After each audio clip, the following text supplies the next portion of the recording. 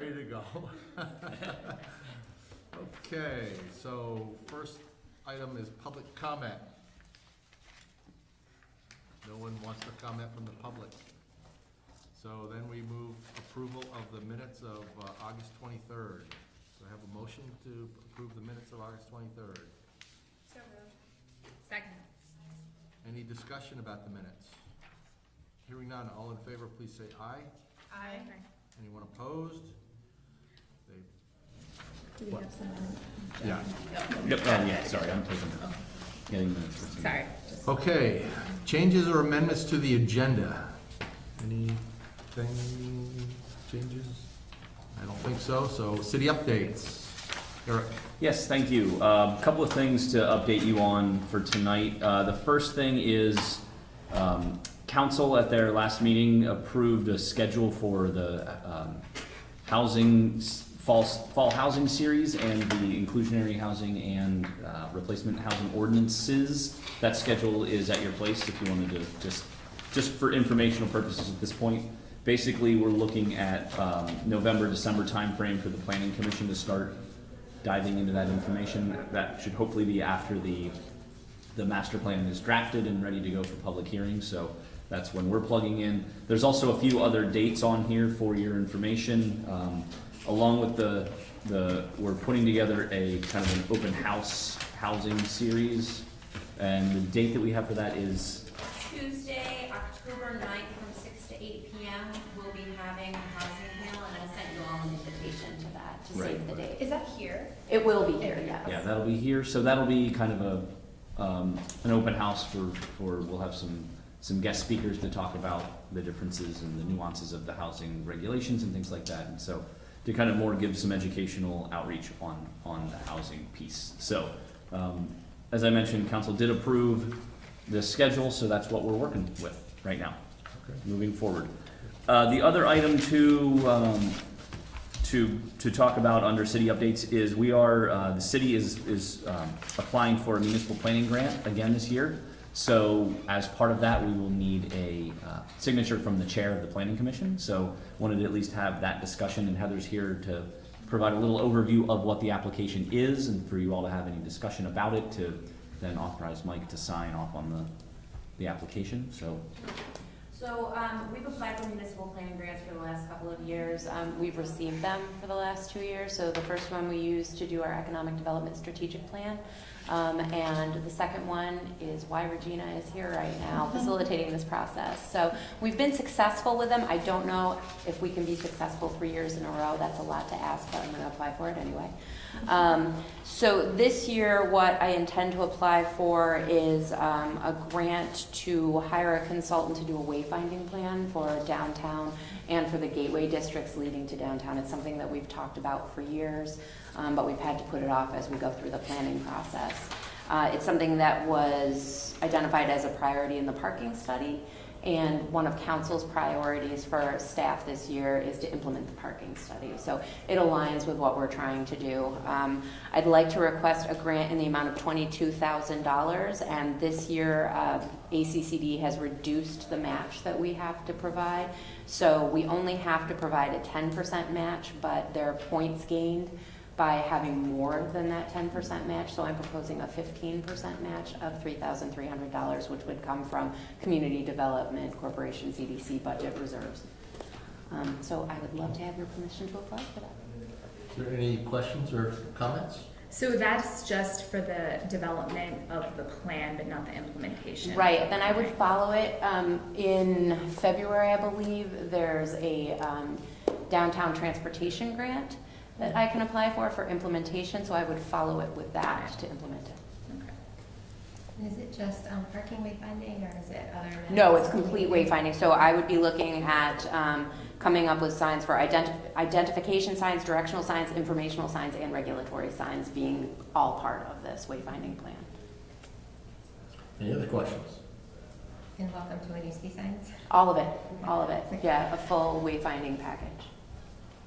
Are there certain stipulations with, I'm just wondering if you get this grant, do you have to use it within a certain period of time, or is Yes, it has to be within an 18-month period, but the last 2 grants that we've had, I've administrated a much quicker timeline on that. So I think this will be relatively quick. And typically with the municipal planning grants, the 18 months is just to get to a draft plan. You don't have to have everything finalized and implemented. You just need to have a product that they can see. That'd be great. Any other questions? If not, I'm looking for a motion to authorize me to sign the grant on behalf of the planning commission. So moved. Second. Second. Any further discussion? Thank you. Yeah. Hearing none, all in favor, please say aye. Aye. Opposed? Okay. Thank you very much. Okay. That's all I have for city updates. Okay. Heather or Seth, anything? I don't have Okay. anything specific. So, continued discussion on housing chapter. Regina or Eric? I'm just gonna turn this over to Regina at this point. It's basically just a continuation of the last meeting where we talked about we had the first introduction to housing, so, Regina, take it away. All right, tried to address what we talked about last time. There are some changes in the introduction. I think part of this was trying to get a little bit more out of the home ownership picture on the table. So that's in there, then a little bit, originally, some of this came from the housing needs assessment, and the economic development plan, like Heather suggested, is kind of has a more accurate picture of some of the changes and things going on. So that's how this has been edited in the introduction chapter. Then the insights and key issues have been reworked quite a bit, again, to try to address some of the questions from before, also try to be a little bit more, the message, I feel like with all of these chapters too, have not been coming across as positive. So, so getting more at the positive component of this, and how the affordability really is a key point of pride in the city, and nobody's really looking to get away from that. Trying to think here about anything else in particular to point out.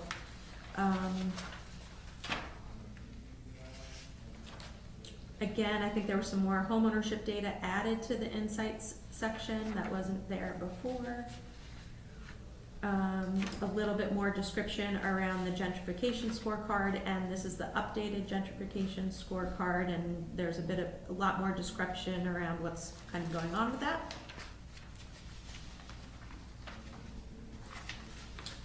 And then year-built data, also trying to get at the sort of it's not the best indicator of quality of housing stock, but it's one that we've got, so that's in there as well. I have a question about that one. Yeah. Is there certain ideals that a city wants to have in the distribution of housing? Year built? Yeah. No. I mean, is that an issue to have 43% older than, I mean, I guess I'm curious. Yeah, not really. I mean, the data doesn't take into account rehabs or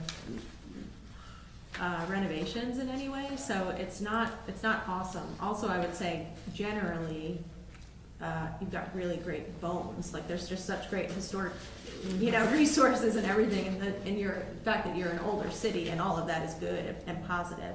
So in and of itself, there's not necessarily like from an age of housing stock, I wouldn't say there's anything out there about the percentage in where you want to be in different ages. I don't know if you feel differently about that, but. No, I think we do have some data that might be useful for you that we've gotten from our Firehouse software.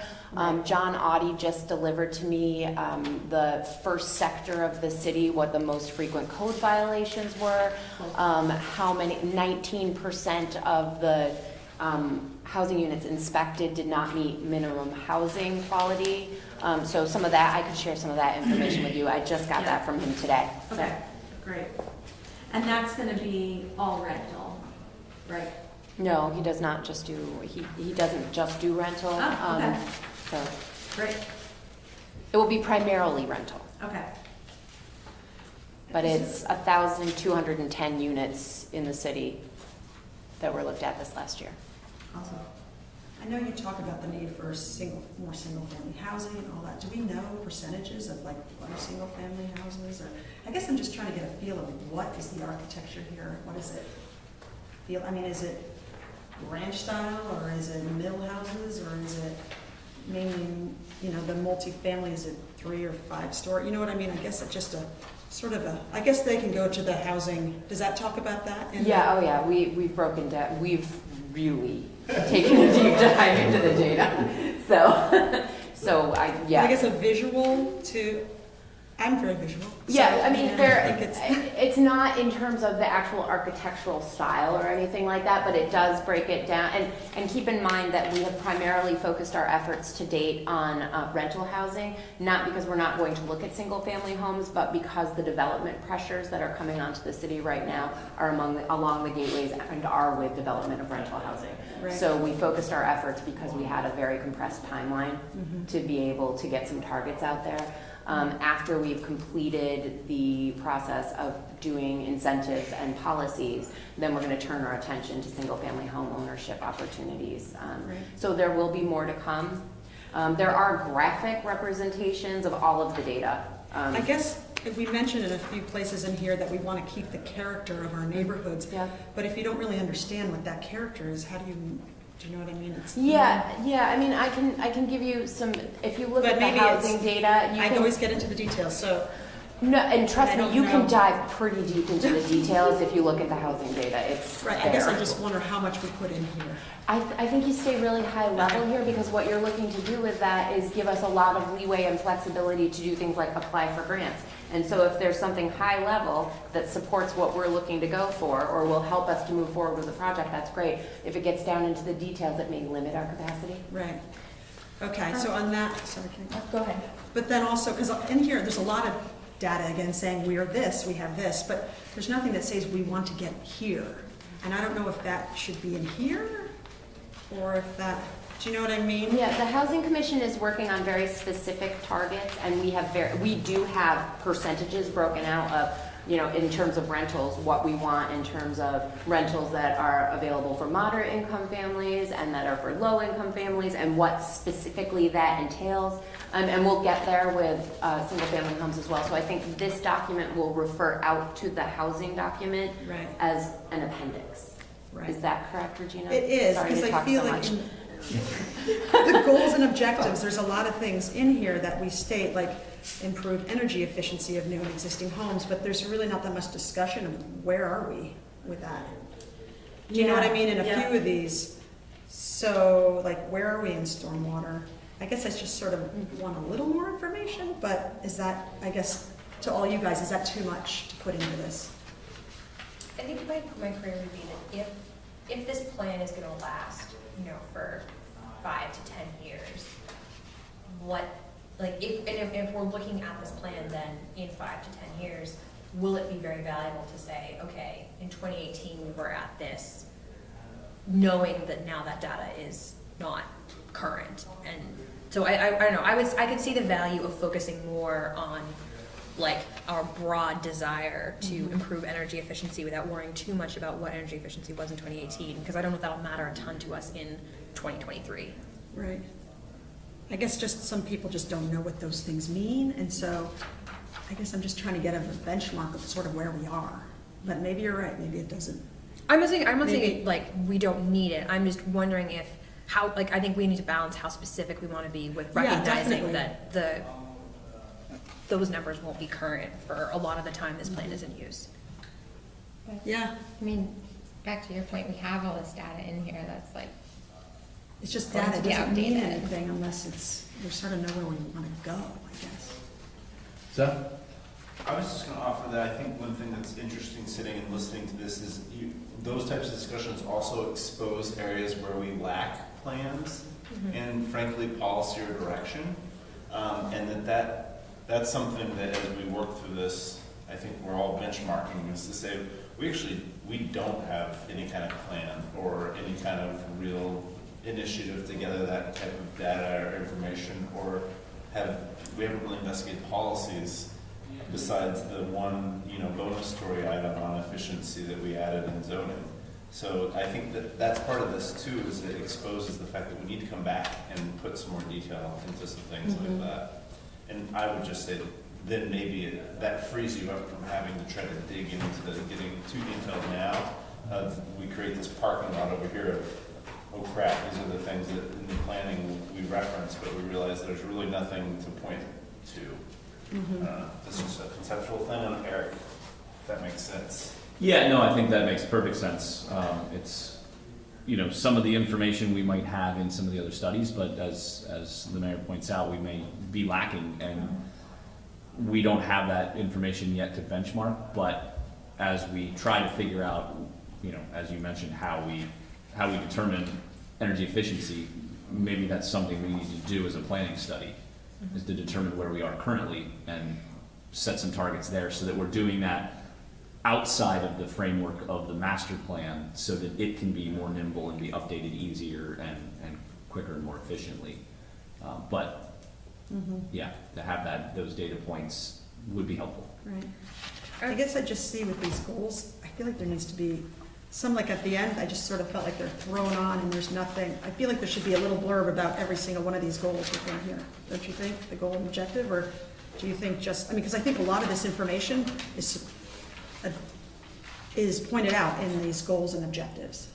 Or it sort of hits on issues that fall within here, but there's a few of them in here that there is nothing in the bulk of it. So I just think there just needs to be a little more. And I don't think it needs to get specific.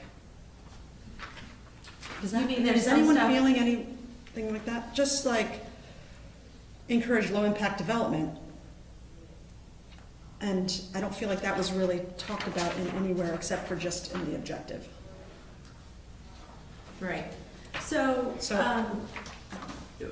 I'll just chime in. I think, if you are having trouble getting through the document and feeling like it's not helping you understand where the city's going, then we should try to address that and figure out if there's some things that we need to get in here to help clarify that. Just 2 points of information, just on specific things that you asked for. So the energy efficiency stuff, there will be some of that data, as best as that data is available, in the energy data guide. So that does exist somewhere. It's kind of deep. It's in there. We can pull it forward if we want to. It's not great data, like a lot of data. It's not great data, but it comes from Efficiency Vermont. They have some sense of what folks have sort of done some auditing. They have some sense of folks who have sort of moved forward on some of the financial benefits, that kind of stuff. It's not complete, but it's something. The pieces that talk about low impact development and all that kind of stuff, those are goals that are coming from the Public Works Commission that make sense under housing. But I still think the majority of that is going to be talked about in the infrastructure section. And so we're struggling a little bit because we're still seeing these in pieces. Mm-hmm. So the idea is for us to try to tell the story, how they all interrelate with each other, and it's hard to see that when you're seeing all the separate pieces. So I think we're moving towards seeing the whole thing next. So hopefully some of that will be figured out. Mm-hmm. But it also may mean that we have to do more somehow, visually or something in the text to try to get that across. Third point, which I haven't done yet here in this chapter, is we did have this concept in the other chapters that we would have some kind of visual that helps kind of carry the message forward on what these goals mean.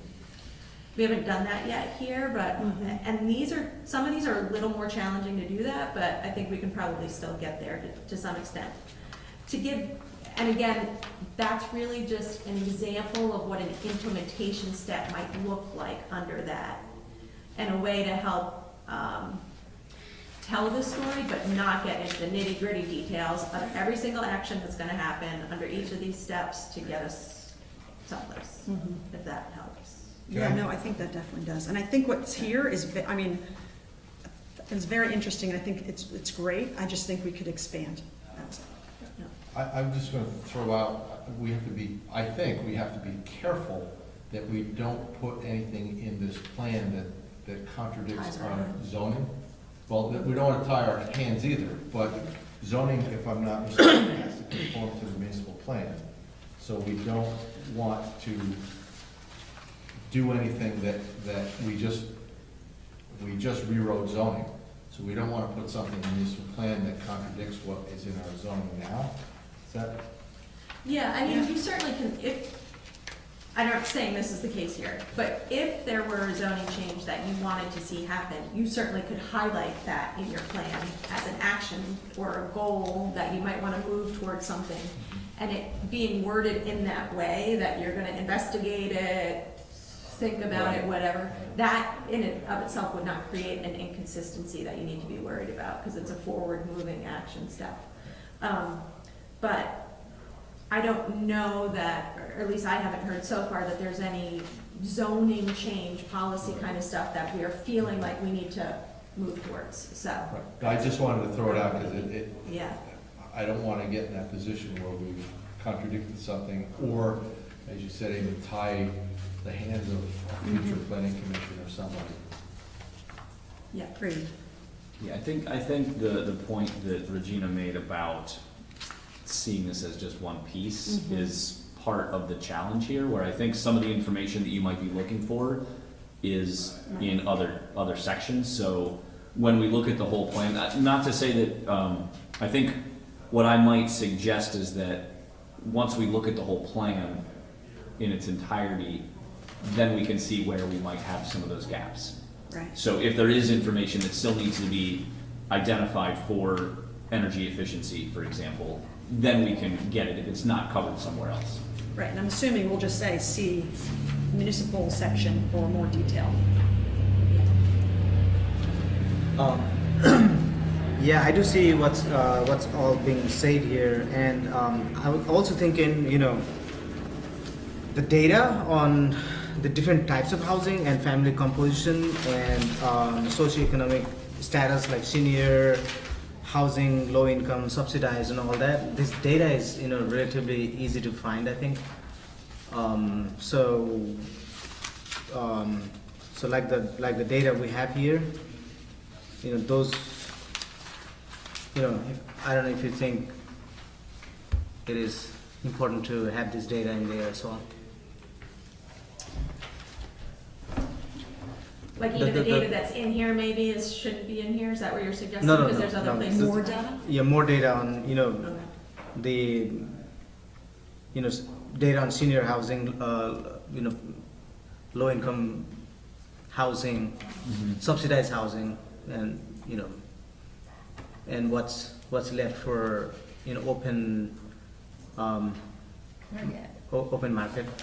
So those information. Yeah, I think we have a lot of that in the housing study, so I think we're hoping to refer to that instead of trying to incorporate that information in here. Okay. But it should be alluded to in here so they know Correct. to go there. Correct. And I think Okay. that's true with a lot of those. Okay. Yeah. Oh, go ahead. I was just gonna ask a quick question about, so the rental homes that are affordable by income bracket, I think we may have talked about this last time, but that's defined by the fact that this is the number of homes that are affordable if you take like 30% of someone's income between or under that range. Is that how that's calculated? So sorry, just point me to which one On exactly on you're looking at. 54 and 55, the chart showing the number of rental homes affordable by income bracket, is that calculated by looking at how many homes rent falls within 30% of that income bracket? So I think she's talking about that. Do an example. She's talking about rent as 30% of your income. Well, so that particular chart is talking about, and Heather, correct me if I'm wrong, and if you need to know which chart Yeah, you're I know looking which at. chart. Yeah. Oh, come on. Oh, thank you, I'll see this packet, Yeah. I'll be able to look at it. So essentially, this chart is talking about the number of homes that where their rents are affordable to the people within those income brackets. Right, where an affordability is, Assuming 30% of 30%, their right, okay. income is going towards rent. okay, Or less. Yeah. okay. And is that, I would maybe, The 30% thing isn't in here. I don't see it, and so I Okay. would say if that could be included, just to Yeah, good point. clarify that would be helpful. Having some sort of glossary explaining the difference between small A affordable and large A affordable, I think is absolutely crucial as Yeah. part of this. I think it's a commonly misunderstood concept in the community as a whole, as well as the nation as a whole. So I think that might be helpful. I've encountered that repeatedly in Yeah. working with the housing commission. On page 53, at the top point, I know this comes from the economic development plan, but we're talking about the pent-up demand for single-family homes, and it says, while there is little available land to construct new homes, there are opportunities to return multifamily homes back to single-family homes or renovate duplexes. I understand this is not the goal section, it's more of a descriptive section, but I do read the subtext of this as it saying, like, we should be thinking about creating more single-family housing stock by converting duplexes or multifamilies into single families, whereas I see that contradicting with our stated goal to maintain or increase density in our city.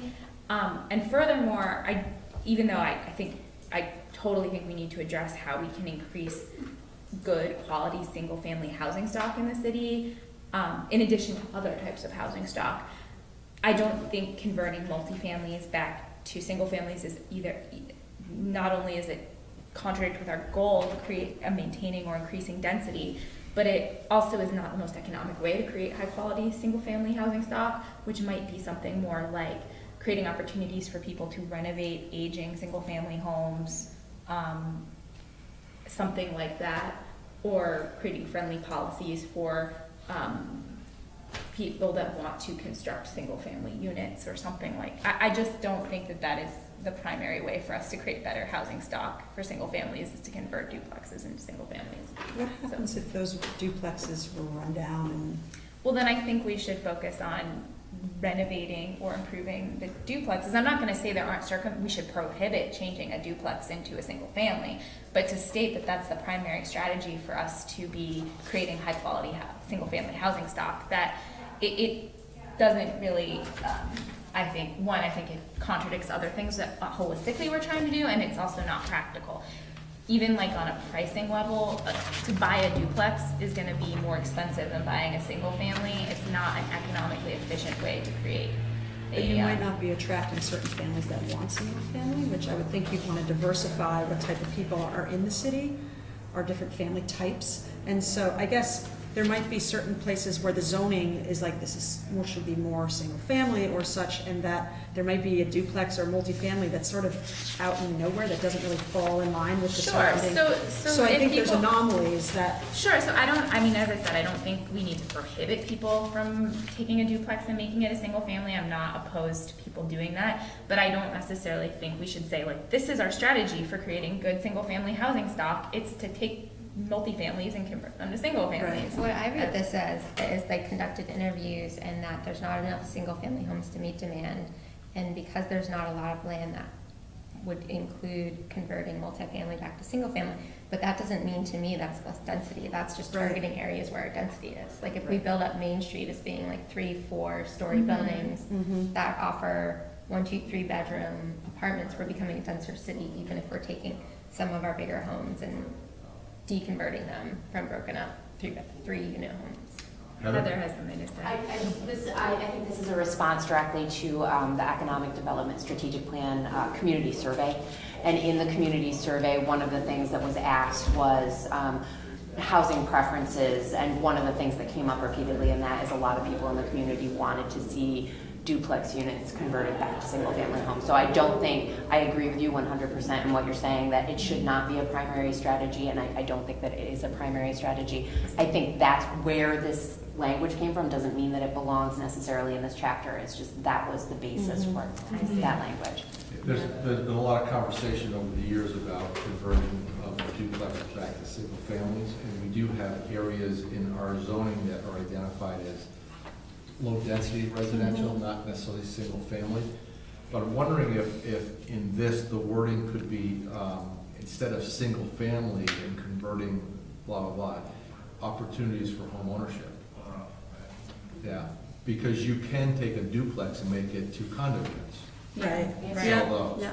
So Yeah. if we talk about you know, enhancing the availability of home ownership opportunities or word something like that. Yeah. Maybe that will cover it, as well as recognizing that we have areas that are low density and areas that are high density, and, you know, I don't know. Yeah. Just a thought.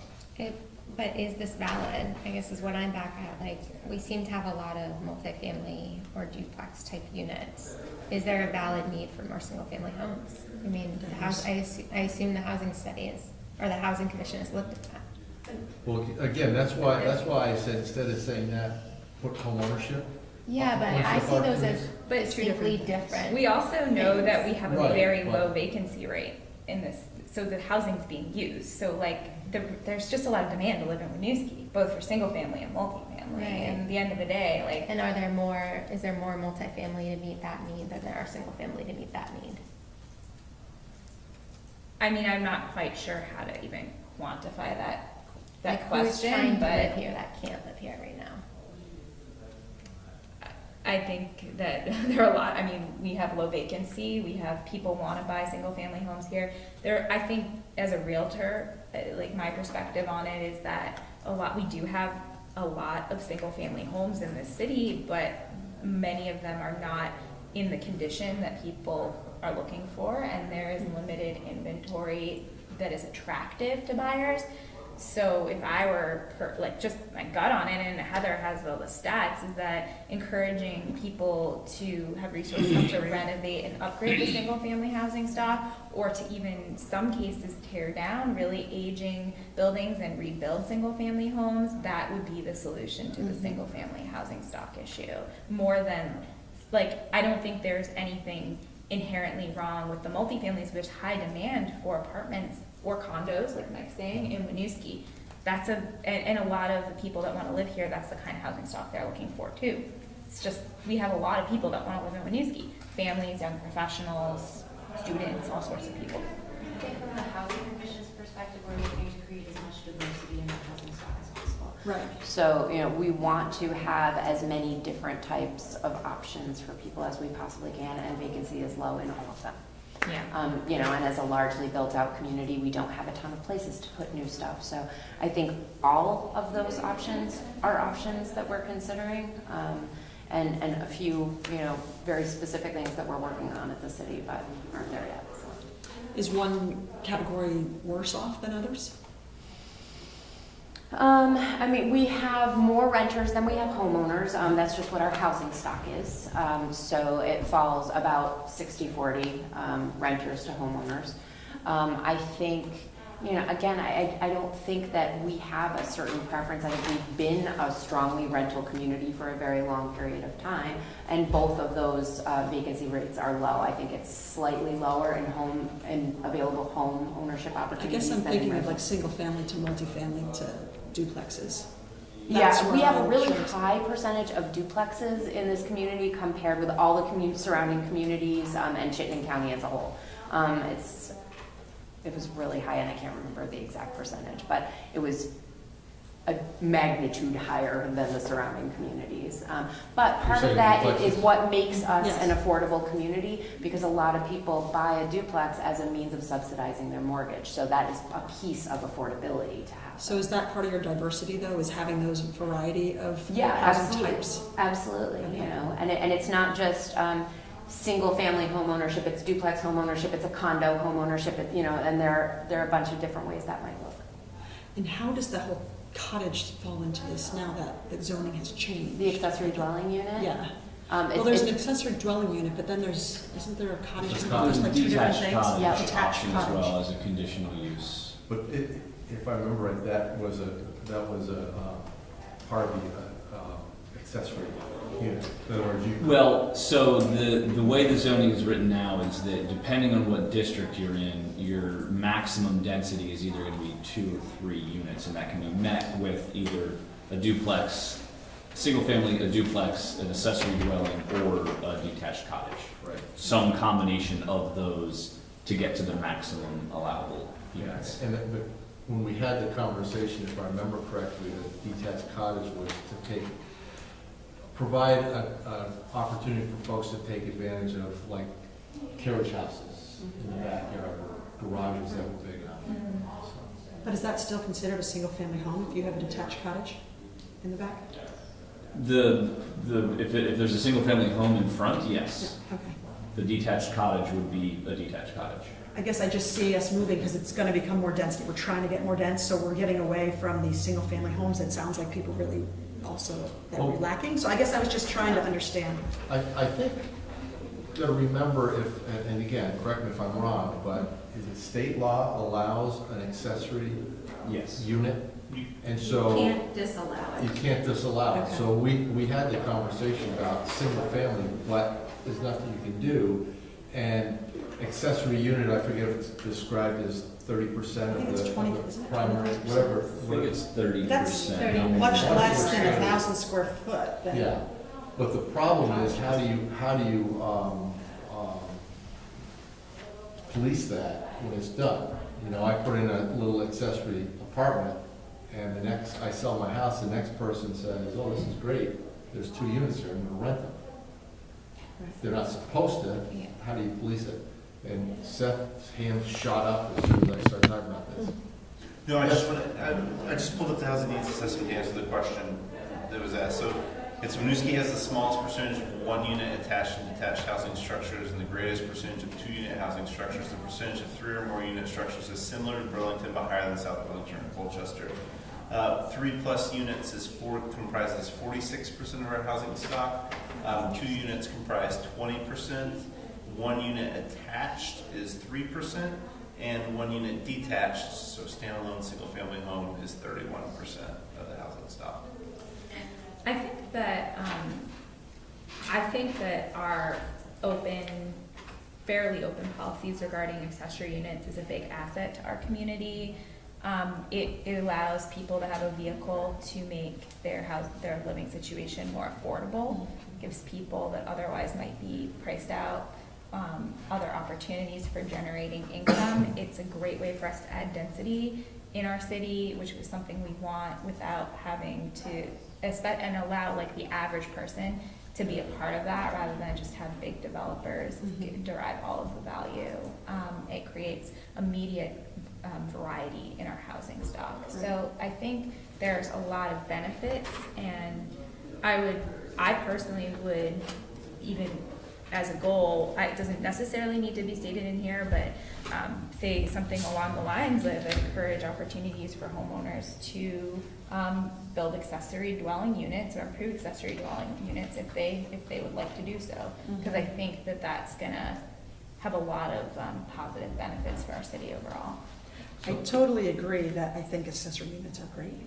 I just hear us wanting to develop, and I work on doing master plans a lot for universities, and with development, with the housing, with the bed, you increase your stormwater, you increase parking, you increase all these issues, and I just want to make sure that Winooski is ready to deal with all these implications of increasing your population.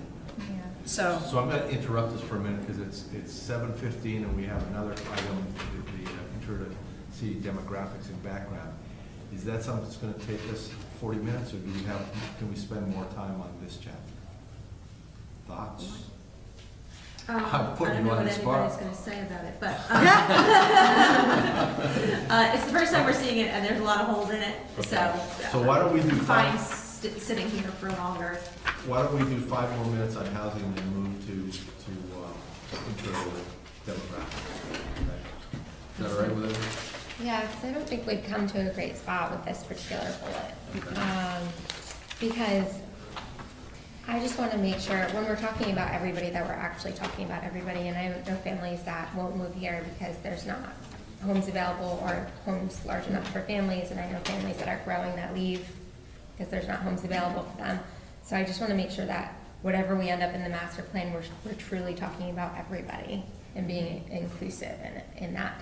And looking at data largely to support what diversity means, like truly creating diversity of housing on both sides of the spectrum.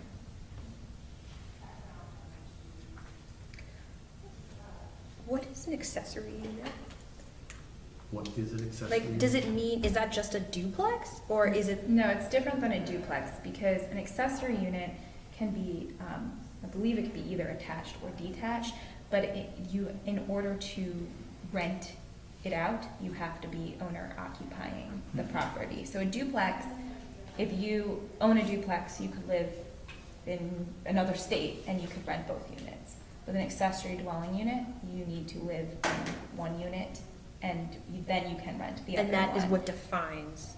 And it needs to be a certain percentage of the square footage of the Yeah, it house. also, the size is also restricted. It's a secondary unit to the primary unit. So our regulations define an accessory dwelling as a dwelling that's included in the primary structure and is secondary to that primary use, basically, so that you're renting the basement. It has its own entrance, it has its own cooking facilities, bathroom facilities, things like that. But it's a smaller space. I think it's maxed at 30% of the square footage of the primary structure, but it has to be within the primary structure. And the primary structure has to be owner occupied. Yes, and it has to be owner occupied as well, yes. And we use a different term for detached structure? Correct. It's like the cottage. It's a detached cottage if it's a Detached cottage. standalone Got it. structure on the property. Got it. And you don't have to be owner occupied for that. For the detached cottage, I don't believe it does, no. Is mother-in-law apartment considered as accessory? If it's in the structure, yes. Okay. I want to think though, when we talked about the cottage, we were talking as an accessory unit, so it was meant to be in a owner occupied. I may be wrong, but that's how I recall it. I don't know if there's any owner occupancy requirements with the cottage. They are conditional use in our regulations, and they do play into the mix of maximum density. So I believe in the RA district, you're allowed 2 units, whether that be single family and a detached cottage, a duplex, or a single family and an accessory dwelling. In the RB and the RC, you can have 3, so that can be a duplex and an accessory, duplex and detached cottage, single family, accessory, and detached cottage. So I think that's where it plays into kind of limiting how it's put together. But that's what I'm recalling in my head right now. Thank you, that's very helpful. I just had 2 other comments before we move on. One was on page 55, the last bullet. I'm wondering why we're grouping Winooski and Burlington together when we've sort of been talking about them separately or just talking about Winooski. So it's talking about the vacancy rate and then it goes to Winooski and Burlington. So is that just saying Winooski and Burlington both had 3.5% and then it rose and dropped both by the same rate? I'm just wondering why we're grouping them. Yeah, sorry, and I didn't finish completing this. It's just how Minor Brooks and Allen reports it. They report basically a suburban and an urban, and the urban vacancy rate is Winooski and Burlington combined. Okay. It's just how the data comes. Presents, okay. Yeah. And then on page We 50, can do the ACS vacancy rate. It's not as accurate as theirs. So, and I don't know if you have a preference for What was which it? one you use, but what was that? Do we know what it was? Was it close to 3.5 or was it? What this X is that's AC, not filled in? the AC. Oh, ACS, It's close. yeah. and then on 57, they include information on the homeless population. I assume that's in context to either our neighboring cities and towns or in over time, how it's changed in Winooski? Yeah, so great question. I haven't been able to investigate this. This is a comment that came from the Community Services Commission. They just want to make sure in the housing chapter that we don't forget about these folks and the issue. I don't quite know yet how to talk about this. Is it typical in master plans, this information? No, but I don't know that that means we shouldn't talk about it. We certainly talk about it in the ECOS plan. Part of that is because some of it really isn't, it's a regional issue. Lots of these things are regional issues. And certainly more of the shelters and everything are in Burlington. But it doesn't mean that Winooski doesn't have a homeless population. And we like have an accurate accounting of what that is? The point-in-time count is no longer identify municipalities by name for the state process. So the point-in-time count is done every year to count the number of homeless individuals in the state. The reason we dropped the decision was, the reason we dropped the town-by-town identification is because of the transitional nature and of the, that's the reality, right? And definitely blew it back up to a concentration on looking at it at a regional level. So that's the way it's being approached now by the Council on Homelessness and all the other housing entities in the state. So what do you see the value in having it in the master plan? I think it's awareness that there are services that may need to be provided, and that we also do have locations in the community that have historically been places, you know, I can point right either in the train tracks down here and the bridge down here. You know, we know that there are encampments there consistently from an awareness perspective. So how, if we don't have Winooski level data, do we just talk about the regional? Like, how do we talk about it if we don't have the information? Do we talk about it in the way that we're providing services? Or like, that's what I guess I'm... Maybe it's in the context of the larger community, that there's a homeless issue. It's in all the communities. You know, we have it here, and how are we gonna deal with it, you know, I'm not sure, but with shelters, you know, and as I say that, I don't know if we want to get that specific. Right. You know what I mean? But we're talking, I think, more broadly about housing needs. And so Right. there's a housing need for single-family homes, there's also a housing need for houses. And so I think it can be folded in without, I think, Yeah. necessarily having to say, this is in here because Winooski is looking for a shelter-oriented plan. I think if we're going to talk about the housing needs of the community, there's a place to talk about folks who don't have housing. Yeah, I think if we have a general statement that overrides everything, you know, we want to provide affordable, safe housing, because how you deal with homeless is a policy level issue for the council to deal with, I think, as opposed to this plan. But if you have a general statement about, you know, providing housing for everybody, that includes, you know. Yeah. I have two things I was going to ask about. One is, and I'm sure we say this throughout the plan, but I think it's something we should state over and over again because it's something to be proud and excited about, is that Winooski is one of the few municipalities in Vermont whose population is growing. And so we talk in the beginning of the plan about the influx of who's coming in. And I think it'd be cool to put the context of that as like, the fact that there is influx is in itself a notable thing about this city, especially compared to cities of relative, the state and other places of relative sizes. And I really do think we should state that in every chapter, because it is so unique about this place, and really it's the proof of the vibrancy that we describe. You know, when you said that, I chuckled, because if you look at the annual census data, the estimates, Winooski is actually going down.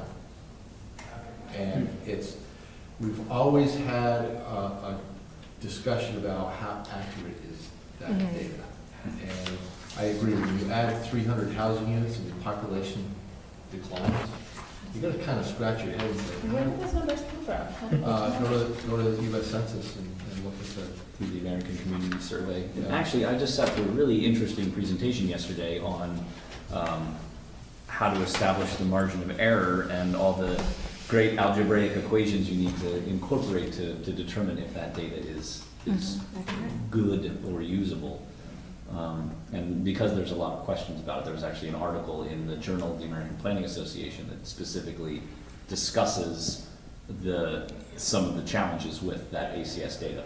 So Yeah, I mean, I feel like you can't possibly think that that's true living in Winooski, that the population would be going down. I mean, Yeah, so there's a couple of things happening. So the ACS, it's a survey, it's a sample size, it's a small sample size. It's not a count at all, really. So just something to keep in mind. Second, because household sizes are shrinking, it is really doing some interesting things to population counts. So more units don't necessarily mean that your population is going up. oh, that's an interesting point. Yeah. But it's tough. There are few things out there that really help you understand your exact population. The 10-year census is sort of the closest, and we haven't had that in a while. And we will have it, it'll happen in 2020, but the data will lag after that. So it's a tricky thing to nail down. In such a small city like this. We should just go door to door. It takes you like a Weekend. Just call everyone It's like into the- one into the square circle. mile. Yeah. You can any place to do it. You Any can place do to it in like it. Yule's Gore. Even that fluctuates from 2 to 10 to Yeah, to depending 2, if family so, comes in, family goes out. yeah. For the pricing piece, we have better data than that, because we did send out a survey to every landlord, so so we have 70% reporting on that. So that's the best data that we have on anything, but not on population, just on pricing. It noted that the higher rent landlords weren't reporting their rent. Yeah, we didn't, it's not just the higher rent landlords, it's just I know who didn't report. And so I knew that I didn't have River Run. I knew I didn't have Millhouse last year, but I also know what the rents are there. So you were able to incorporate them Right. into these numbers. Right. Yeah, all those places should be called. Yeah. Oh, sorry, I didn't mean to No, it's interrupt. okay. The other thing I was gonna ask is, there's a couple places where quotes or comments from the gentrification report were taken out. And I know we have this information on page 56 about how we're not gentrifying, but I'm wondering if there's, like, it just seems like some of the comments from the gentrification report, which talk about things like how we can keep from gentrifying, or anyway, so I'm wondering why, like, what the sort of thought process was behind taking those out, or if there's another way to refer to them, just because I do think that would be valuable for us to include as a sort of predetermined set of goals or ways to accomplish a goal.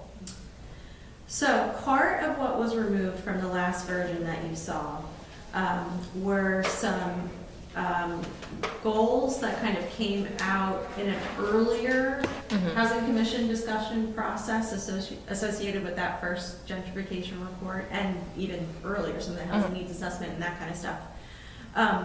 The goals that are now in this version, that are like 1 through 7 or something like that, those are the latest iteration of the text that was in here before I see. that was Okay. removed.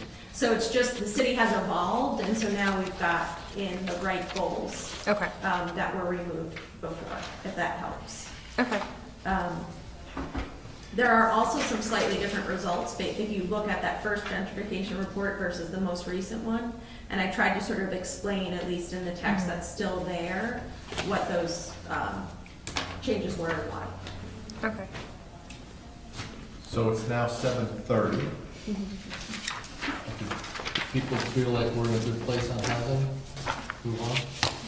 For now. Yeah, good point, because we're gonna come back to it at some Yeah. point, so. Sure. Okay, so let's move on to introduction to city demographics, speaking of which, that was a good intro to it. Absolutely. Yeah, so this is the first look at the introduction section, and also demographics. So there's also some, this is kind of, and I don't want to correct me if I'm wrong, this is kind of becoming a little bit of a catch-all for some of the other parts and pieces of the statutory requirements that we haven't really been able to find a place for yet. So you'll notice at the end of this section is a land use discussion and a land use map. So that's a statutory requirement, but we don't really have a place for that in the rest of the framework. So it's here for now, not to say it's going to stay here, but just to kind of give you context for what this section includes and is about. And with that, I'll turn it over to Regina to. Yeah. Okay, so this starts out with the purpose of the plan, just trying to explain what this plan does. Public engagement, that's definitely a required element to sort of talk about the public engagement that went into the plan, so that's why that section is there. Some of that in yellow highlight is I'm envisioning what the future is going to happen in the future, and it might not turn out that way, so I will remind myself to edit it. Then basically we're getting into the vision statement. So this is the agreed upon vision that the city is moving forward with. We have this outstanding question here about the economic vitality phrasing, but let me just give you an overview of everything that's in here, and then we can go back to these pieces. In that section, there also is the brand story. Then the history section is a timeline. Again, this will be much more visually pleasing than it is now. I'm just trying to throw things in here that make sense. If anything is missing or anything feels wrong, we can adjust that very easily. I think you missed AD0. Yeah. I know, there's like massive gaps. Then some demographics. Essentially, this is a lot pulled from the economic development plan. And then some of the income and economic diversity information that's come out of the housing work, but it is a little bit more just sort of telling the picture about your demographics and your people. So I brought that up to the top, but it's a little disjointed at the moment. Then, like Eric said, we have the land use section.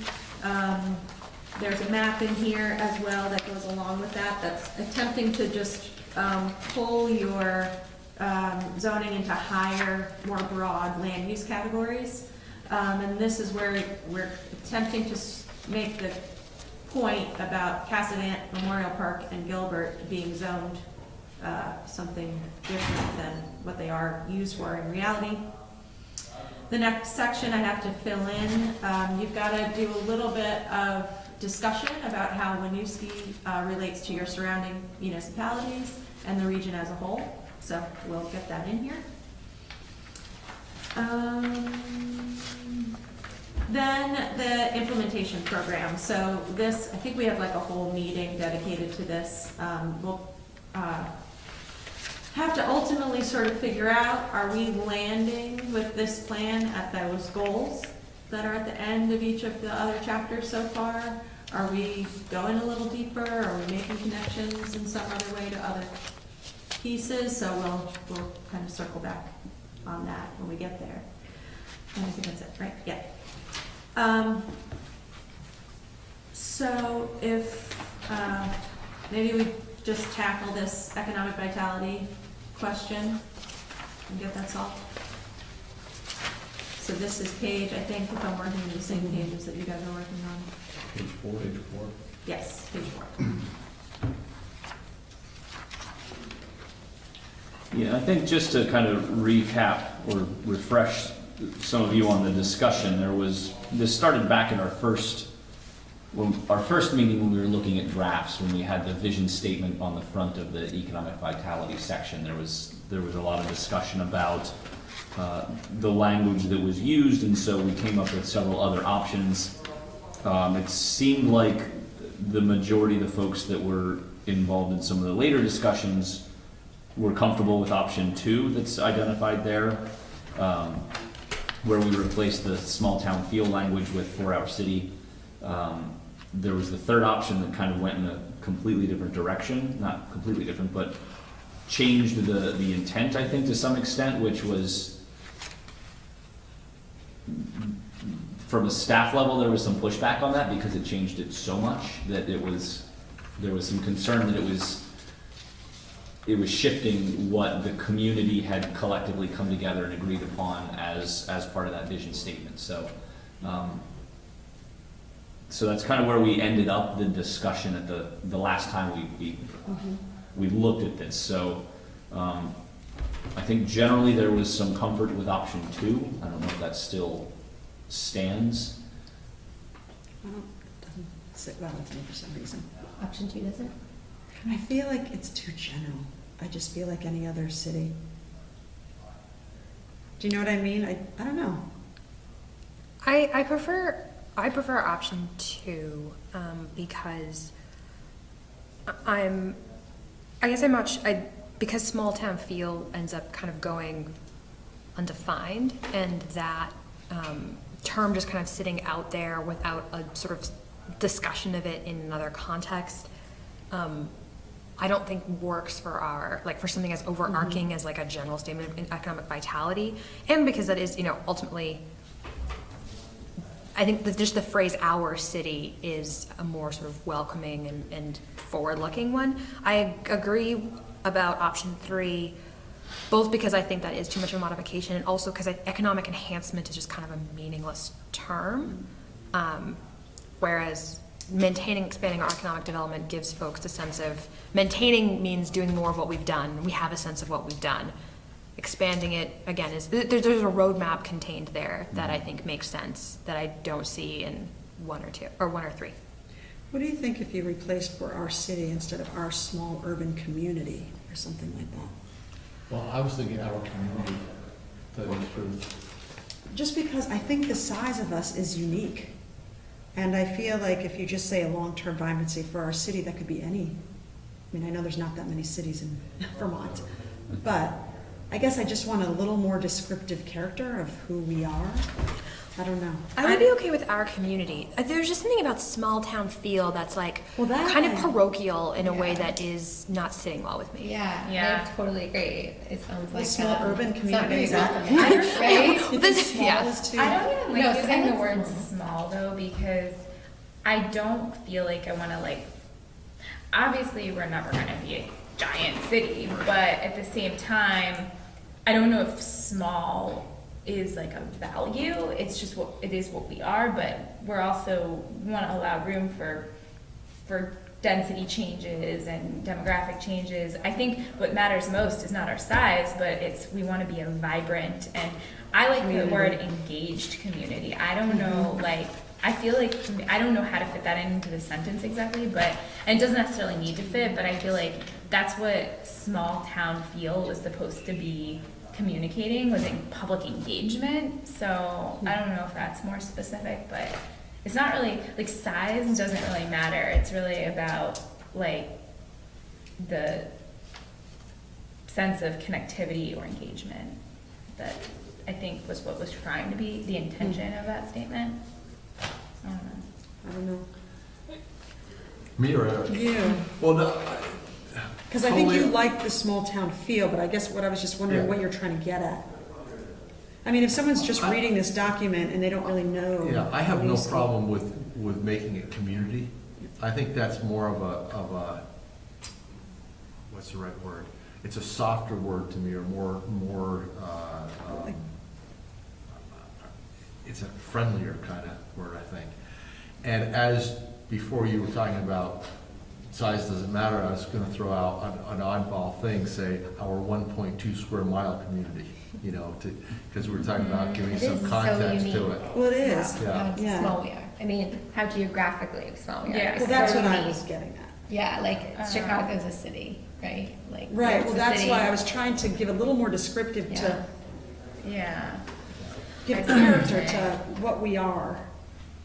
I think the challenge here is that because we're taking the language that is currently contained within the vision statement for the city that was discussed and went through a large community process, because we're putting that in directly, I think the concern is that we don't want to change it too much so that we're taking it out of that original context.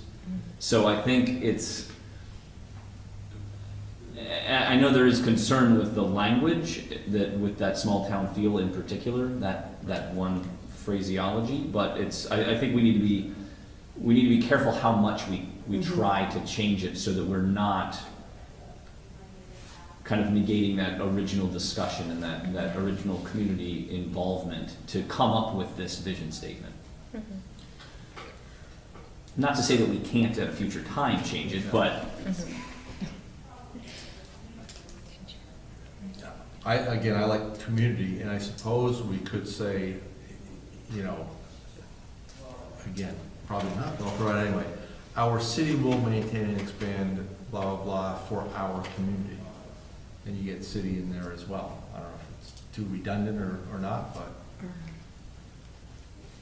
Say that again? just say our city or Winooski will maintain and expand our economic development to ensure long-term vibrancy for our community. I think it brings up an interesting question, which is like are we one community, or are we sizable enough to be multiple communities, even though like we're legally one city, but like. I would like us to feel like one community. You know what I mean? Even if there are multiple subgroups in that, one community, and I think, to me, that's where the small town feel comes in. It's one community. Entity. Yeah. Subgroups within it, but, you know, one community. Maybe that's too. I would agree with that. I don't know, I'm kind of on the fence about that idea. You know, I like it aspirationally as like a utopian vision. I could see that, but at the same time, I'm afraid of even saying the word just the community is somewhat exclusionary, perhaps to certain people who may not feel like it's inclusive of unique community, like that if you are not in the community, or you don't identify in the community, then you don't belong here. I don't know, but. I look at it as a welcoming. So our community is outliers. I mean, I feel like we as Winooskians are a tribe, right? If I run into anybody else from Winooski anywhere else, I'm like, yeah, you're cool, let's hang out. Like, I definitely have an association with all feeling like a kinship with anybody who chooses to live in Winooski, or what that I didn't have with Burlingtonians. That, I mean, I feel the same way. I think a lot of people would feel the same way, but I don't know if everybody feels the same way. And I think coming from the particular perspective of being someone who, you know, like was raised in an environment of civic engagement where English is my first language, it's easy to feel that way. Being born in this country, whatever, but I don't know if like When you stay in a town. Well, yeah, I mean, there's a lot of diversity of perspectives, so I'm just, I don't know, like I'm open to it, I guess, but I'm just cautious of saying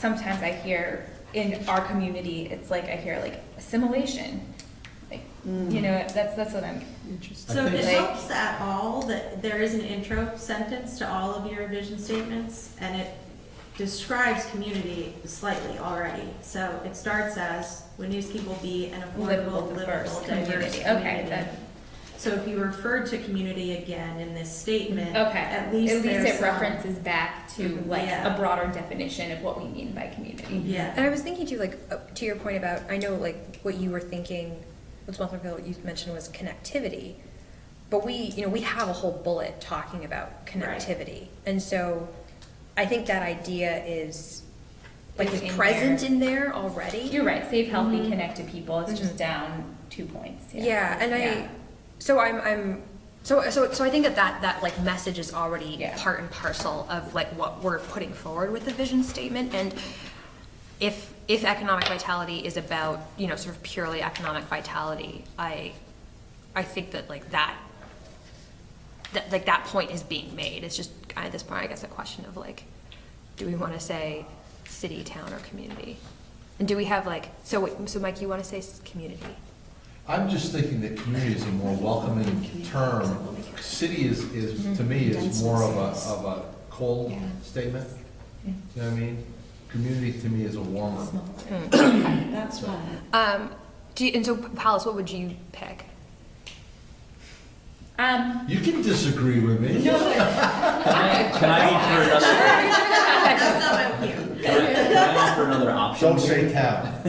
Well, what I was going to say is, I feel like instead of trying to figure out what else to say here instead of small town feel, because this whole section is the adopted vision statement for the strategic vision statement for the city that was adopted by council, would it make more sense to include an introductory paragraph that says, this is what the adopted vision is for the city that is guiding this plan, and just leave it at that as almost a direct quote of the vision statement that exists currently? I think the only thing, and Seth, correct me if I'm wrong, the council had an issue with, or a concern with small town feel and threw it to us. Yeah. To The council brought the Sure. plan first to us, that they give. What I'm looking for right now is, I just can't pull it up, but is the marketing. I again would suggest referencing back to that for some of these decisions, just because we did have somebody come in and collect all that information and data and help us with a lot of that wording. So I think that's where I came up with city, Okay.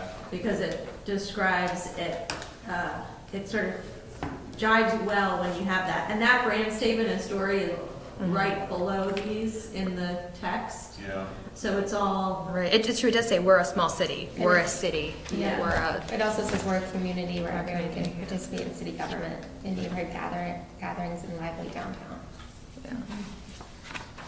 I think I can live with either one. The small town feel came in a meeting, right? I mean, one meeting where we were digesting 325 responses to a survey of what do you love about living here, right?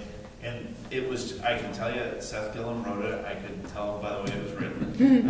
But, you know, and he wrote it very eloquently. And when you read it, you're like, yeah, that's it.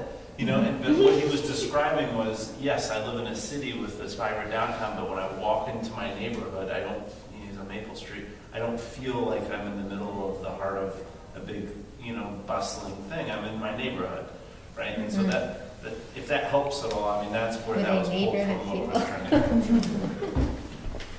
I think that's nice too, is to put that idea of urban, because we are, I guess we're not really, really urban though. I mean, I guess. Well, I mean, we are the densest Yeah. city. So that's why I think when I got the idea of this, because community is general, and so I wanted to give a little more oomph. And that's why urban community, and that's why I said small, because it's like a walkable, and I was thinking geographic. I liked where you were going, we're trying to get some votes. I will offer one other thing that can maybe be helpful. You end the sentence after vibrancy, Yeah, I thought about that too. because all these other Yeah. concepts that we're trying to define are I already think- described. I think that Right. is the best solution. That is true. I'm gonna vote for that. Yeah. Because what I was going to say is effectively that the point of this bullet is economic development. Right. And so as long as that point is communicated, Right. the rest is window dressing. Sorry, I cut you off. No. I was just trying to read it to myself, thinking aloud. And vibrancy, I think on its own communicates sort of the point like Seth was just bringing up from the original definition. There's downtown vibrancy and there's also neighborhood vibrancy, and part of neighborhood vibrancy is like neighbors knowing each other and being outside and like talking to one another. And I think that just leaving it off at vibrancy communicates both of those ideas in one like word. I think there is a presupposition here, and I think for our city or for our community is already understood in there. So I think I feel good, ending it at long-term vibrancy. That'll be fine, I think. Okay. And we're not changing anything, which is a Brilliant. Right. Brilliant. All right. It's job. just city. It's just city. Okay, everyone's good with that? Too late. Regina has spoken. Okay, great. So any other thoughts, comments about this chapter, anything? So, you know, what this chapter also can do, that's not doing right now, is can help try to explain how all those other 4 chapters really are not just 4 separate chapters. These aren't silos, they're really all intertwined, interconnected, and we can really get that point across up here in some way. So definitely think about that. I have 3 discrete thoughts. One is, 2 of which are very small. One is, instead of AD, can we use CE on page 5? Page 5. Instead of what? So instead of AD or Anno Domini, if we could use CE for Common Era. Never heard of that. That's just me though. The trend since I've been in school was to not say BC and AD, but to say BCE and CE. I'm much older than probably BC and A. Sounds good. How And about then if we just don't use anything? we could, because we don't have BCE to contrast it with, so. And then on page 8, we talk about the youthfulness of our population, but I don't see mention of the fact that we're the most racially diverse municipality in northern New England, which would be I think, cool demographic point to mention. On page 8. We have income and age, but not racial diversity. And I definitely think that's something, it's because it's not just Vermont, it's northern New England. Yeah. And then sorry, I can stop. No, keep going. On page 10, this top paragraph, I'm having some difficulty with. One, because the phrase rendering a city a hip place is sort of painful. We can't, if we call a city hip, then it isn't hip. And then the contrast between, yet while the city welcomes new residents, it also wants to ensure there's still a place for new Americans and longtime residents, feels like it's setting those 3 groups up in opposition to each other. Yeah. And I think one thing we're trying to emphasize with this plan is that what Winooski is doing is creating elements of community life that are appealing to everyone. So, because that implies that new Americans and long-term residents don't want an urban environment with a strong community bond, and I don't think that's what we're saying. Great.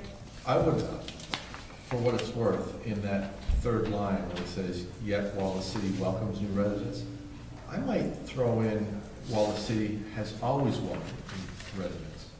Because when we go back in our history, it's always been a community of Strivers? no, new Incorporated.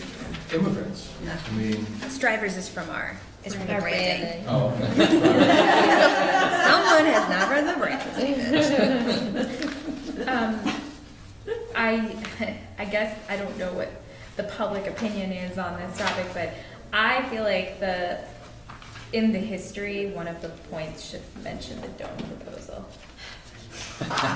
Absolutely, that is Winooski's best fact. Yes. Yeah, that's true. And I feel like I guess if we're branding ourselves as strivers or whatever, it didn't happen, but it's We're certainly outside the box. It is Yeah. one of the largest paragraphs on our Wikipedia page. Yeah. Do you know, this is a little bit, it's on this topic, but when I was mayor, I got an email from someone from Beijing, China, who said in their 4th grade social studies books, it talked about a city with an umbrella, That's, Winooski, Vermont. Wow. And he asked me, he said, I Googled Earth, and I can't see it. What is it? That's so. Anyway. I actually think it may be even worth putting in a graphic of the proposed. I think it's fun, yeah. It is, I think there is one on, a picture on I Wikipedia. think we Yeah, still they have do. some of the old Purpose renderings of up in the attic. They were Wasn't sick in the it about- winter. it was just to keep people dry and easy to get around. Climate control, it's a climate control. They don't know There's, what it's to not do. a bad idea, Well, guys. what I'm wondering too in your, Diego East. yeah. Bring back the dome. So do you think also in the purpose of the plan, the first paragraph, we talk about Winooski in responding thoughtfully and appropriately to changing economic and social conditions? Should environment be part of that? What page is that? That's the very first, it's at page 2. Changing economic, environmental, and social conditions, especially with the lake. Well, I think of the stormwater and all that, but, And that And the parks and- connects to things like energy efficiency. right, And and gets back to the dome. Climate That's why I was change. asking the Yeah. question. listen, I'm supportive of anything that means more dome. But yeah, I don't think there's environment or, yeah, because then maybe it could also be, well, I'm also wondering then if it should be challenges rather than conditions. But, I mean, I'm supportive of adding environmental. Question for you on page 5, 1909. Lewis Hine, photos in the Chase Mill, which is in Burlington. Was he taking photos in the woolen mill that was in Winooski? Good question. I will check I mean, that. I would just put woolen mill and who cares, who knows? Who's gonna know? Mike, that is Us. literally fake news. I mean, I know. Everyone on TV. Turn that off. No, but I mean, they're all connected, so I'm sure that if he was taking. These people were working over here too. They were working over here too. Yeah, that's what I'm saying. Yeah. The Chase Mill and the woolen mills were all connected, so. Yeah. I was also thinking, I found this out recently, that the reason Winooski is a city, and the reason like a bunch of places in Vermont are cities, is because of like their original chartering. It has nothing to do with like population or anything. So like Virgins is a city, but like Middlebury is a town, and so that could be like a fun fact section on like Winooski's. Other people will find that fun. That was super fun. It's like It's like the bloopers at the end of the. no, it's like it's very How many it's like cities it's are like there in Vermont? eight or eight. Wait, but there are only 6 mayors in Vermont. No, there's 8. We were always told, in Emerge, they told us That's- 6. 6 mayors? 6 volunteer, 1 volunteer, and there are 2 full-time.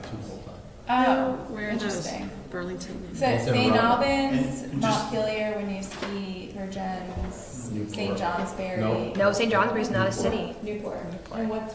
And the definition is Rather? in the United No, States, no, so region is it's 2,500 people or more, and you're eligible for that Very designation. Montpelier. Some states Yeah, have very some different Montpelier, specifications Winooski, to. Rutland. Do you need to be Vermont, within I a believe it's just certain 2,500 people or Interesting. more, and you can qualify yourself as a city. See, that's what this guys is a fun fact. Good question, yeah. It's a fun I fact. know the general It's like global bloopers. definition in the United States is 2,500. Right. I'm just looking at the, 2,501 it's people. the, in 1922 we They became a claim city, to so I being think the it could be small interesting to city. talk about. I just heard an NPR piece though about a city in North Dakota with 3 people. And that could be, and so states can supersede that definition, even though. You heard that too. Yeah, because didn't you guys all watch Wild Wild Country? How they made their own city with 150 people? No. No? Yeah, guys, Everybody people should watch that. People should watch that documentary. Absolutely, tonight, go and watch that. So I'm gonna interrupt again. I'm gonna interrupt again because it's 8 o'clock. Okay. It's 8 o'clock, so we can continue for a few minutes or we can wrap up and. Wild Wild West, So or on Wild Wild page Kingdom. 9, It's a series. It's a We talked quite at length, I think, last time about this term of high-level poverty and not really recognizing the fact that we have students and lots of senior housing. And we have 2, I don't think you need both these graphics, but you can see this sort of like the tiny tract or piece in the tract 25. That tract is basically the church. It's the seniors, like housing residents, and it's the beverage warehouse with their little multifamily next to it, right? So You mean like, the one that's 31%? yeah. Well, no, So because it goes to LaFountain Street. it goes to okay, so it's a little bit of the homes too. But we talked about like, this is, like, let's just be careful using these to describe us as being a very poor community, when in reality we have seniors, we have students, we have lots of people that don't make a lot of money that wouldn't be like typically associated under like people in poverty. Are you gonna put median income in here or average annual wage, anything like that? Because we stack up pretty good with Chittenden County. I mean, it looks like, so there's median income on page 8. But are you talking about more specific than that? No, I just, because the images that were a poor community, but when you look at this, the data, average annual wage, or I'm not sure what median income is, I can look at it here, but it's not, it's like in the middle of Chittenden County. We're right there. So, it's not like Chittenden County's median income is what, $52,000, that our median income is 25, Right. Like, I think that people associate with Winooski being really poor, but we may be better off than Yeah. Burlington. We may not be poor, we may just have a diversity of folks Right. in different phases of their life. Right. It's just not reflected in the sentence. And I think we were also, we remember last time we were surprised that the section that includes the condos on like Winooski Falls Way and the like is categorized at, Right. like, what is this, 25% of? Which led us to thinking that they were like working at the hospital as like the future doctors, when they like are originally scraping together what they need, but they're like working their way up to. Right, and I mean, I can say, like, anecdotally, my building, I live in River House, and my building is mostly medical residents, graduate students, undergraduate students, and then like a few full, like, attending physicians or like full-time attorneys, but that is absolutely the minority. It is mostly medical residents and graduate Right, students. so those Yeah. folks you wouldn't be Interesting considered education level. like in poverty, but they're not gonna be super wealthy at where they're at in their careers, right? They're building up a career. So that's why I just think that the representation of this is not Right. an accurate Yeah, portrayal. and it might be dangerous, like to say, like we say, Winooski is a high level of poverty, which is much more concentrated in specific neighborhoods, for us to be like, this neighborhood is, like, we need to do something, like, Right. it's like not necessarily reflective. I mean, couldn't you just We say need to these kick out all people? those pre-meds. Listen, medical residents need to leave. Yeah, sorry, our map does not look good down there. I mean, would you ever include anything about like education levels? I mean, is that? I've seen that, Sure. yeah. I mean, because that would sort of get at, Well, mean, Sort of, just- except undergrads don't have an undergraduate degree. Right, and the grad students don't yet have graduate in degrees. college, Yeah. yeah. Yeah, I don't know. I mean, I think I'd be interested to know, though. we could accomplish that if we had a paragraph being like, Winooski is home to like graduate students, medical residents. Like our proximity to the hospital means that we have this like large population that works like for UVM or. In fact, like, it would be, I don't know if we have the Colleges. data, but it would be great to say, like, we have X number of graduate students living in our city limits, or Y number of, undergrads, and like, and this many professionals, like, if we had like that kind of demographics, that would actually help probably combat some stereotypes of Winooski too, because, like, and to your point, down there, we've got Spinner Place with 300 students. yeah. Right. Yep. And so it's almost like rents are a better reflection than income of poverty levels. Because these kids that are undergrads that don't have a lot of money, they're paying significant rents down on the waterfront, despite that. So, page 11, I would just say, you're probably gonna do it anyway, but maybe have more distinct colors on that map. The land map? Yep, land use map. Yeah. And those, I guess those greenways, because you have the parks, but I just think Memorial Park and a lot of these places, I would love to, I don't know, see more green that are reflective of the, like the open space. Okay, sorry.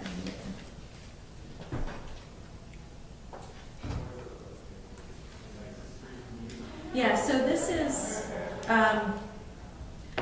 this really is a culmination of zoning.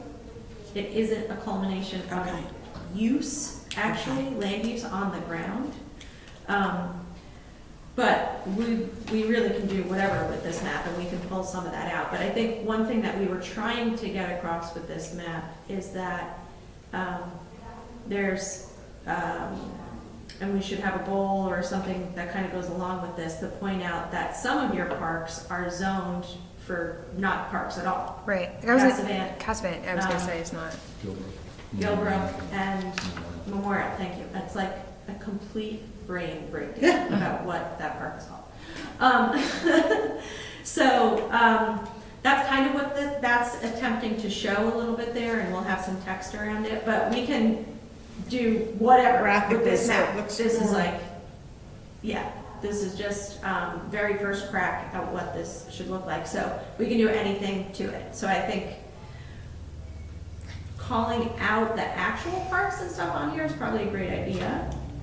When the city Yes. park to zone commercial or industrial for Gilbrook, shouldn't that be hatched then where it's pink?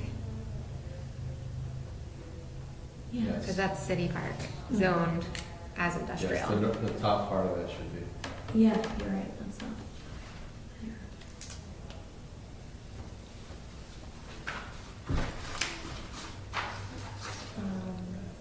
Gilbrook needs to be hashed.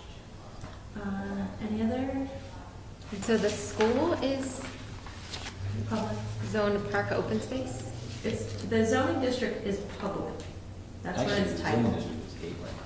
Well, School. when, Oh, the school might have changed. Yeah, the school's in the, Oh, because it in fronts on the, Main Street. yeah, It's the a school's in the specialist gateway. district, though, which But makes it it a little is- different. Yeah, it's, I think it would be I think we do have a public district. I think it's, Yes. technically in the gateway, it's a civic lot.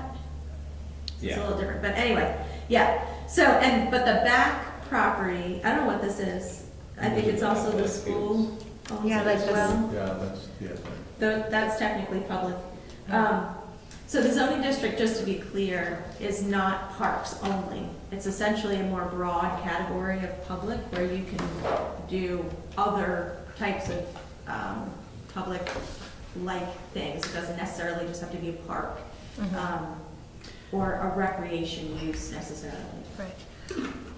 On page 10, we have for natural and cultural assets, but Winooski has abundance of revered natural, recreational, and cultural assets, but then pretty much what's listed is natural and maybe recreational. So I was thinking it'd be cool if we could list a couple of cultural assets, or just to show that that is a meaningful statement, and that could be the library, for example, or the church, or I don't know, like the sources for older architecture, Yeah. the performance.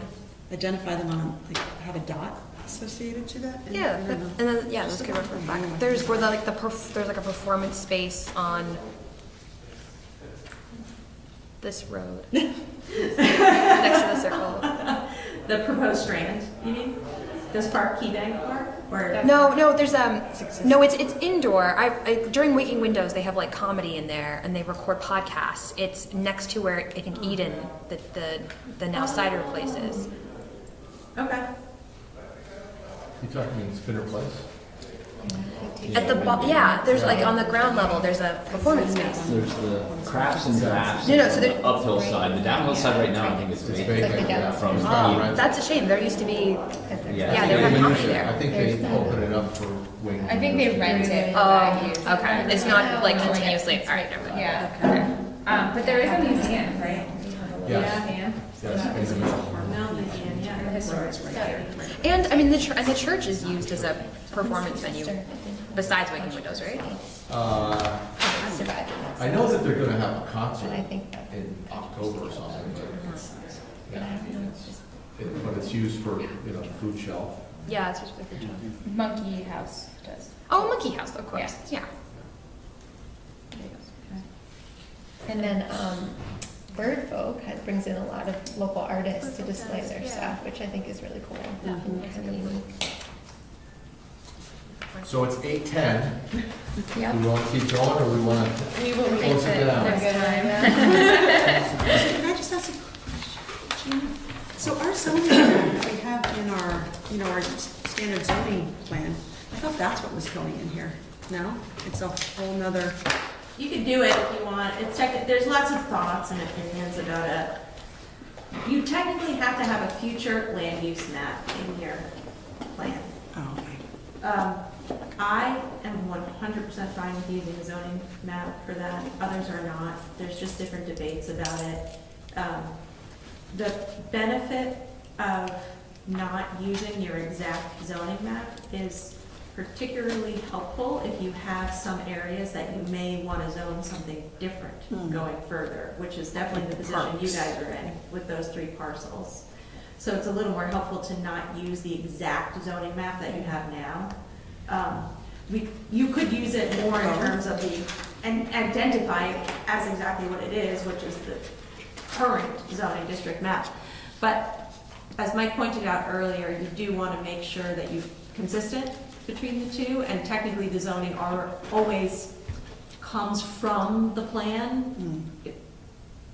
You know, whatever, we're constantly on a cycle so that one doesn't always cleanly come before the other. But in this circumstance, I think we want to have a future land use map that doesn't say in this plan exactly what those districts are going to get rezoned to, or that they should definitely be rezoned or whatever, but that a conversation needs to happen at some point about what to do with those parcels.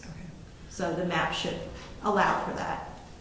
So I think it's a good idea to have this current land use and then have one that has the public spaces, the parks and stuff. Yep. Okay. Discussion of public outreach activities. You have 1 minute. Okay, well then I will be, I guess, brief. So I wanted to put this on the agenda tonight so that we could talk about some of the public engagement activities that we should be doing as part of this plan. We've identified having some information at the Halloween event on October 27th, possibly having a session with the mayor's show at some point in the process, and then also we talked early on about using the farmers market as venue. Regina and I have talked about the September 23rd farmers market as a possibility to present some information or have some information available. The challenge that I'm seeing with some of these outreach activities is because we're keeping the plan at kind of a high level, if we're asking specific questions, I don't know how we would integrate that information into the plan. So I think the question that I have is what would be good information to either provide or try to solicit from these public engagement events. And it may be that we just have copies of the plan on display and we're just handing out postcards and say, if you want more information, here you go. It could be that we're asking people about, one of the thoughts that I had actually earlier today was we have maps and we ask people what neighborhood they live in to get to that question of neighborhoods and smaller sub-districts, sub-areas of the community that we've had some discussions about. But just, I think I don't want to go into those events and ask these very specific questions and then not do anything with that information relative to the plan, since we are keeping it at a higher level. So it's more a question of what we want to try to put out there. And because we will not meet before that September 23rd farmers market event, we may just have a table set up to say, hey, we're doing the plan, here's a postcard for more information, and that's about it. So I don't know what your thoughts are on any of that going forward, but it's something to think about for sure. And that's probably more than my minute, but. I'm fine with that. I also like the idea that you said about finding out from people what they think their neighborhood is. Mm-hmm. Whether it's on a map or just and what they call it, because people might have a whole lot of different ideas of what they consider their neighborhood. Yeah. That would be interesting. Yeah. That would be really interesting. Yeah. I like that idea. Okay. Okay, good. I guess, sorry, just having said all that, I just want to put those dates, at least the September 23rd and October 27th on your calendars. So if you are able to participate, that would be great to have you all there to help out. Unfortunately, I'm not available either of those dates. Do you want us, I'm not here on the 23rd.